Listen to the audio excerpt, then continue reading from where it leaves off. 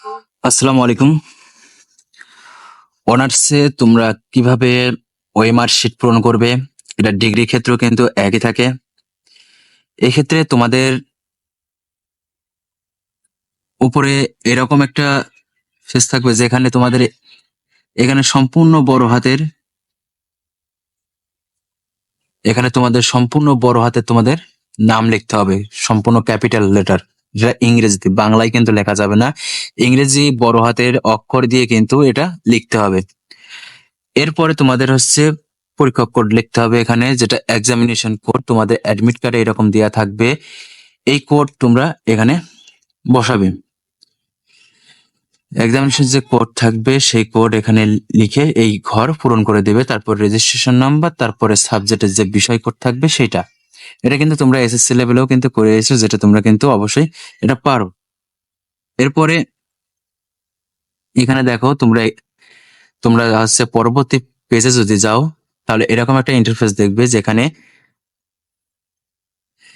উপরে এরকম একটা ঘর থাকবে যেখানে তোমরা কিন্তু কিছু লিখবে না। আর এখানে তোমরা ডিগ্রি পরীক্ষা দিচ্ছ কি অনার্স পরীক্ষা দিচ্ছ সেই বিষয়টা লিখবে। দেখা যাচ্ছে তোমরা লিখলে স্নাতক, স্নাতক এখানে আছে প্রথম বর্ষ, এভাবে তোমরা লিখে দিতে পারো।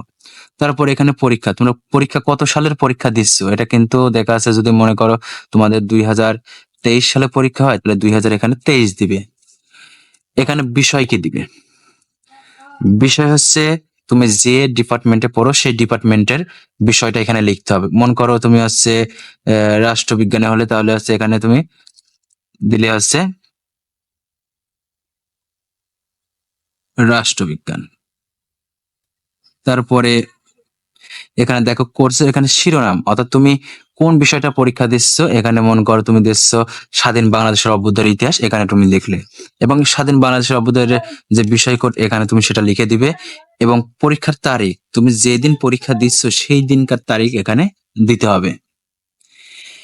আর তোমাদের অতিরিক্ত যে খাতা থাকবে, অতিরিক্ত খাতায়ও তোমাদের হচ্ছে এই বিষয়গুলো লিখতে হবে অতিরিক্ত খাতায়ও। এবং পরবর্তী স্টেপ হচ্ছে তোমাদের অতিরিক্ত খাতার এখানে একটা কোড নাম্বার থাকবে। অতিরিক্ত খাতার এখানে একটা কোড নাম্বার থাকবে। ওই কোড নাম্বারটি তুমি তোমার মেন খাতার যে লাস্টের একটা পৃষ্ঠা, অতিরিক্ত খাতার ওখানে একটা 1 2 এভাবে সিরিয়াল দেওয়া থাকবে। তুমি একটা লুজ পেপারে সেই একটা লুজে তুমি যে কোড নাম্বার এখানে আছে সেই কোড নাম্বারটা তুমি এখানে লিখে দিবে, কারণ পরবর্তীতে যদি তোমার লুজটা হারিয়ে যায় তাহলে তারা সেটা বের করে তোমার মূল খাতার সাথে অ্যাড করে দিবে। এক্ষেত্রে যদি তুমি ভুল করো তাহলে কিন্তু তোমার ওই অতিরিক্ত খাতার নাম্বার কিন্তু এখানে যোগ হবে না। এভাবে যদি তোমরা তোমাদের ওই মার্কশিট এবং খাতার উপরে লেখাগুলো পূরণ করো তাহলে তোমাদের রেজাল্ট আসবে। আর এগুলো যদি ভুল করো, রেজিস্ট্রেশন বিষয় করে এগুলো ভুল করলে পরে তোমাদের রেজাল্ট আসার সম্ভাবনা নেই। আর একটা বিষয় তোমাদের খেয়াল রাখতে হবে যে এখানে যে পরীক্ষা, এখানে যে তুমি 2023 সাল দিচ্ছ বা 22 সাল দিচ্ছ, এটা কিন্তু তোমার প্রশ্নের উপরেও কিন্তু লেখা থাকে। এবং দেখা যাচ্ছে তোমার পরীক্ষা দেখা যাচ্ছে 2023 সালের, সেই পরীক্ষা দিচ্ছ তুমি হচ্ছে 25 সালে। সেক্ষেত্রে কিন্তু তারিখের এখানে দেখা যাচ্ছে আহ যেমন মনে করো 5/2/25। এক্ষেত্রে এই সালটা তুমি 25 সালে পরীক্ষা দিচ্ছ 2 তারিখে, 2 মাসের 5 তারিখে, সেক্ষেত্রে তুমি এখানে দেখা যাচ্ছে তারিখটা ঠিকই লিখলে। কিন্তু এখানে যে তুমি দেখা যাচ্ছে 24 সালের পরীক্ষা দিলে, তাহলে সেক্ষেত্রে তোমাকে এখানে কিন্তু 24 লিখতে হবে। এখানে কিন্তু তুমি 25 লিখতে পারবে না। এই বিষয়টা তোমাদের খেয়াল রাখতে হবে। সবাই ভালো থেকো। আল্লাহ হাফেজ।